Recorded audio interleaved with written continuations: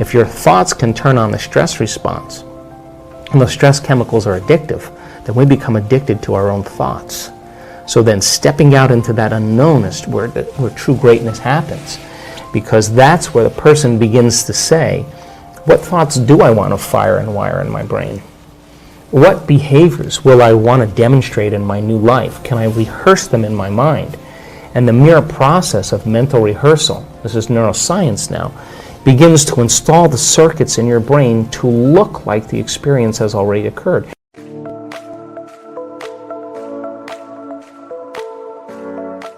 You're priming your brain into the map of the future instead of the record of the past. And then the true person who's in the process of transformation will say, can I teach my body emotionally what that future is going to be like?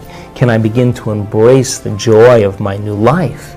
And their body, as their unconscious mind, begins to believe it's in the future instead of in the past. Now, that process is not an overnight process. We don't jump from the old self to the new self.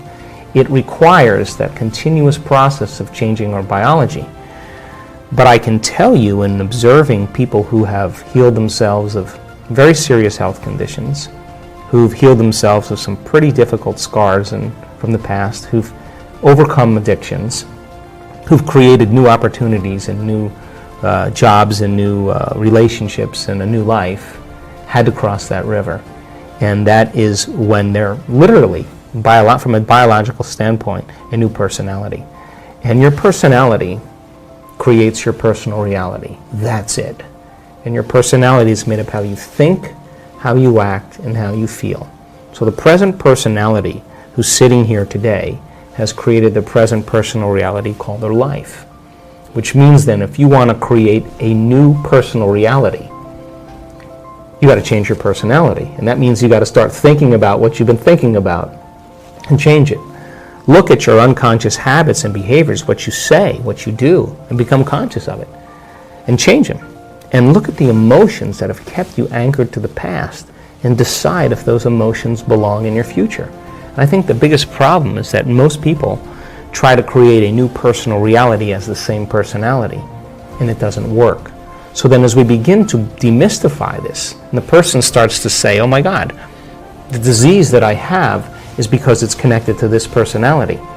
Is it possible that if I change my personality, just like a person with a multiple personality disorder, who has an allergy to nylon stockings in one personality and type 1 diabetes in another, is it possible then if I change my personality, that the disease exists in the old personality and I'm literally someone else?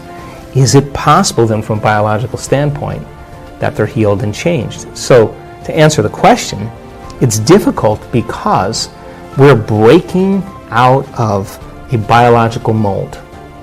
It's difficult because most people don't know that they have within their reach all the tools to do it, because they have, number 3, been conditioned on some level to believe that the new hairstyle or the new type of beer they're going to drink or the sports car or whatever it is going to change their state.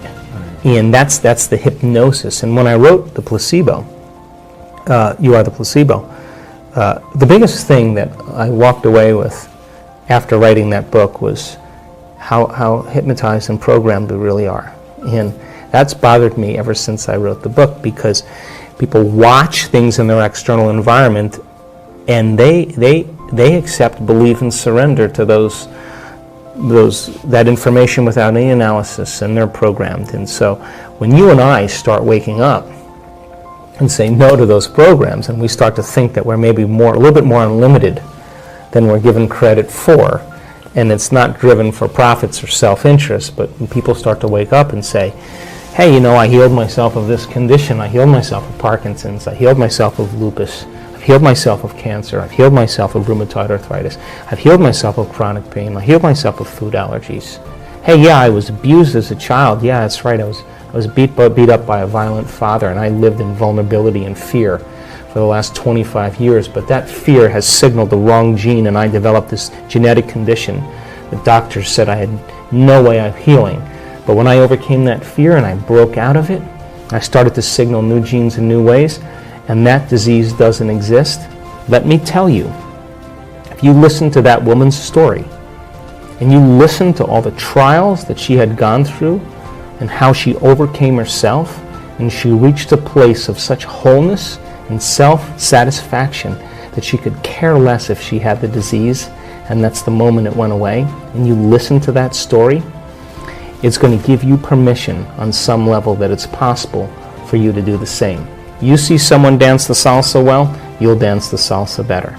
You see someone hit a golf ball like Rory, you'll hit a golf ball better. You see someone lead with love and compassion in their life, you will lead with love and compassion in your life. You see someone stand on a stage in front of 500 people and talk about how they overcame their cancer after their husband committed suicide, and the 3 years that it took her to do it, you will be inspired that it's possible for you. So then it has to start with a new consciousness, and that it's going to come from common people doing the uncommon, and that's where my passion is.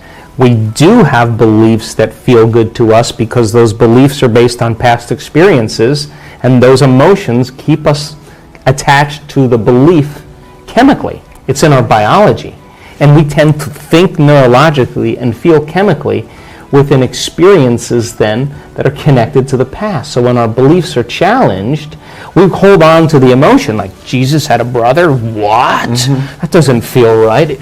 He was married to Mary Magdalene. What? People freak out because they've been conditioned, and they want to hold on to that because that then ensures a future that they can rely on. When you step out of your belief systems and stepping into the unknown, you are now leaving behind your past. And then do you have the faculty and the ability to create?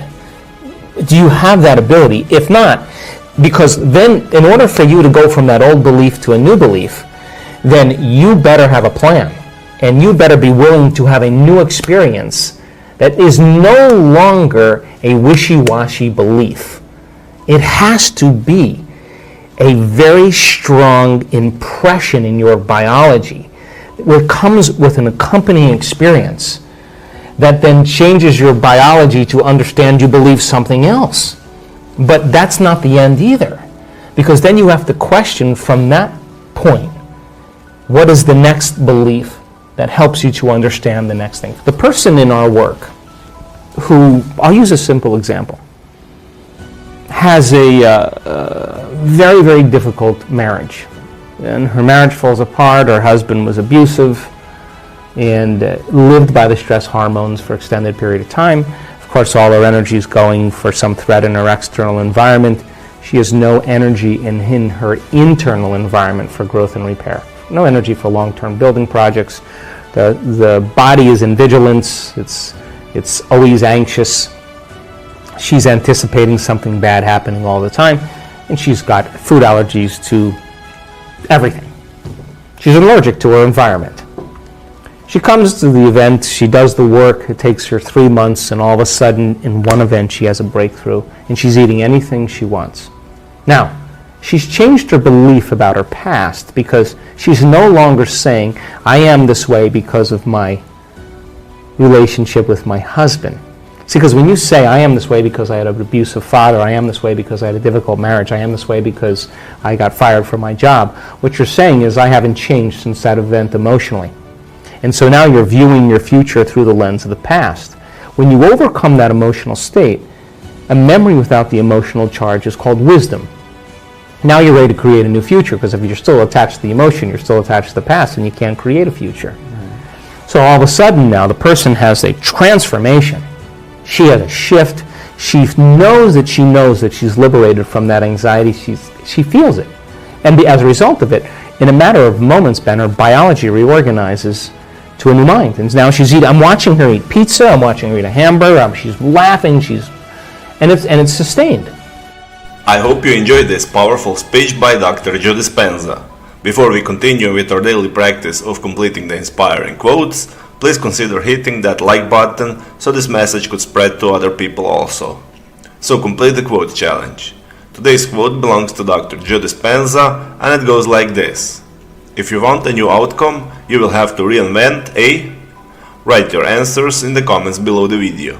Even if you're not sure what the correct answer is, try and guess. If you like this video, share it with your friends. subscribe and click the bell button next to the subscribe button and join Good Vibes community. If you really like what we do here and want to support us, you can join our channel and our community for a symbolic fee and gain many other additional features. You can do that by clicking the join button next to the subscribe button, or you can click on the link in the description of this video. Stay good and have a great day.